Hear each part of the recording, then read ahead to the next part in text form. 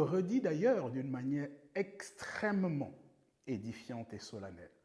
Dans 2 Jean, chapitre 1, en son verset 7. Que dit-il dans ce verset?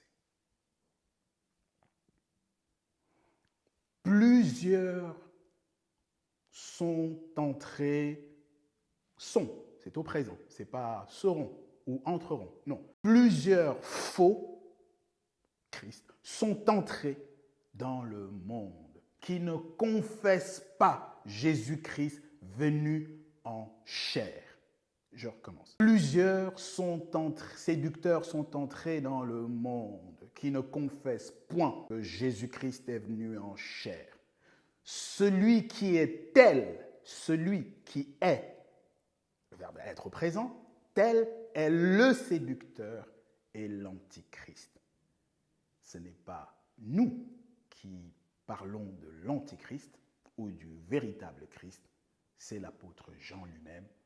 Il parle de l'antichrist et il nous parle du véritable Christ dans 1 Jean chapitre 5 verset 20 en disant une chose assez étonnante, assez remarquable.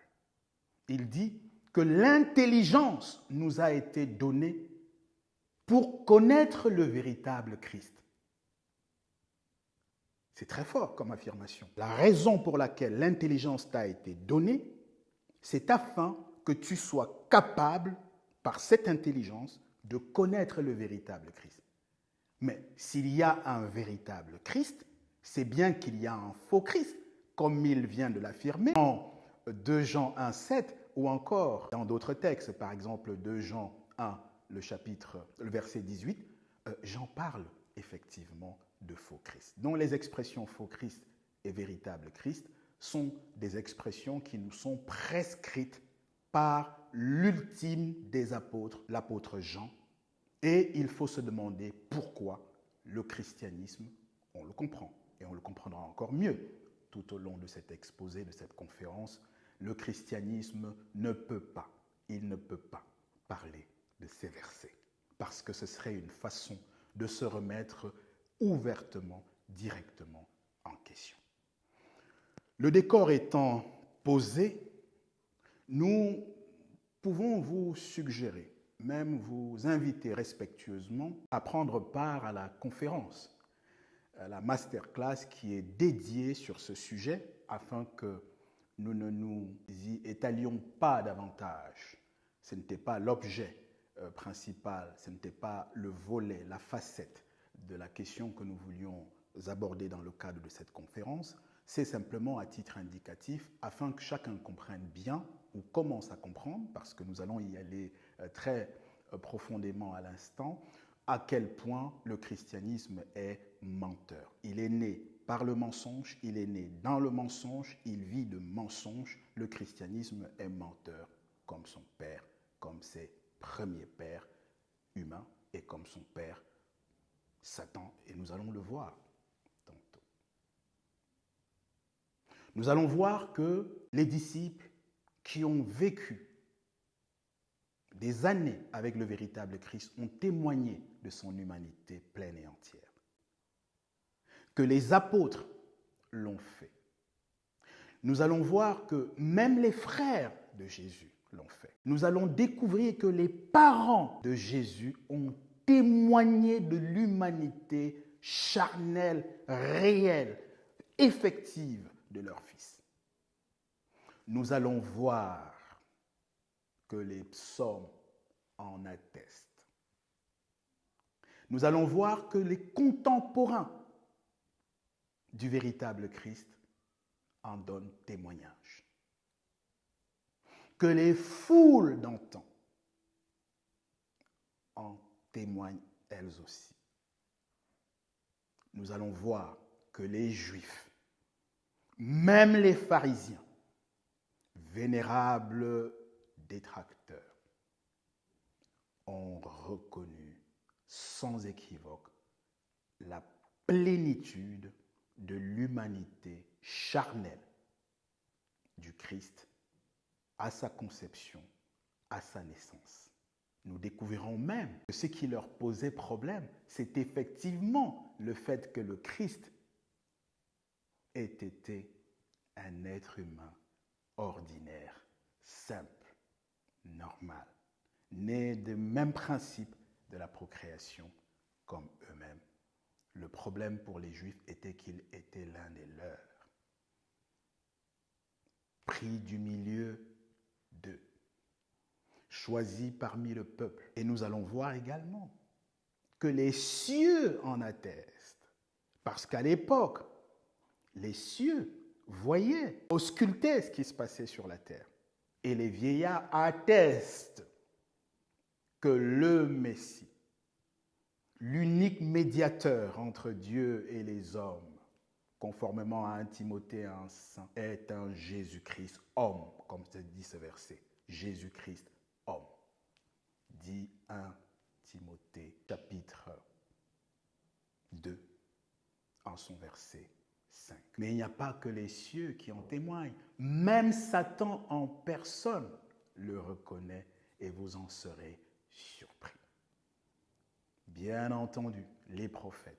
Mais alors, tous les prophètes sont unanimes pour dire l'humanité totale du véritable Christ qui est né comme nous de deux parents de sexe opposé. Les apôtres alors, tous les apôtres, sans aucune exception, confessent, prêchent, rendent compte et témoignage de l'humanité charnellement davidique. Et cela est d'une telle évidence quand on passe en revue, et nous allons le faire, verset après verset, livre de la Bible après livre de la Bible, Ancien comme Nouveau Testament. Il y a un alignement parfait.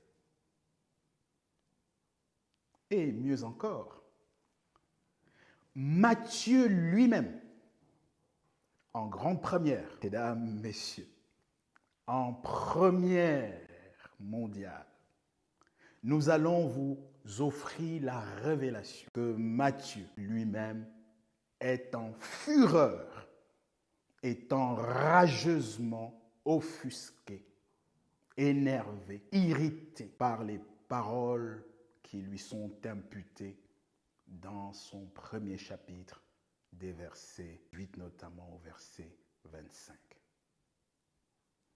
Tous les autres chapitres de Matthieu, du chapitre 2 au verset 28, tous les 27 autres chapitres des 28 chapitres de Matthieu sont contre ces quelques versets qui est le fondement du christianisme, mais qui simplement est une falsification, un cheveu dans la soupe. Nous allons le prouver d'une manière irréfutable. Luc, il va de sa verve. Luc est tellement courroucé, mécontent, fâché, pour être trivial, contre les prédicateurs du christianisme, qui, dans son chapitre 1, donc Luc 1, des versets 32 au verset 36, mettent dans la bouche de Luc, a posteriori, dans l'époque que je vous ai indiquée, c'est-à-dire après la mort des apôtres par martyrs, mettent dans la bouche de Luc, comme de Matthieu tantôt, parce que tels sont les seuls deux textes sur lesquels le christianisme fonde le délire de son évangile, et nous pesons nos mots, la supercherie de son évangile qui porte sur quelqu'un d'autre que le Messie, que le médiateur que Dieu a choisi entre lui-même et les hommes, à savoir Jésus-Christ, homme. Nous avons donc toute catégorie de personnes à 360 degrés. Il n'y a aucun type de profil dans la Bible qui échappe à l'unanimité parfaite de cette osmose pour, en quantique, dire l'humanité du véritable Christ, sans laquelle il ne peut pas être le Messie. C'est simplement ce qu'affirme 2 Timothée 2,5. L'athlète ne peut pas être couronné s'il n'a pas combattu en respectant les règles. Mieux encore, dans Hébreux chapitre 2, Versets 16 et 17, il est écrit, « Car assurément, ce n'est pas à des anges qu'il a volé au secours, mais à la postérité d'Abraham. En conséquence, il a dû être rendu semblable à ses frères en toutes choses, afin qu'il fût un miséricordieux sacrificateur devant Dieu. Et j'en passe. Hébreux chapitre 2, les versets 16 et 17. Alors, sans tarder, commençons par celui qui mérite de venir dans la tête de liste des témoins oculaires et dans son cas un témoin unique, stratégique du véritable Christ, Jean-Baptiste, j'ai nommé.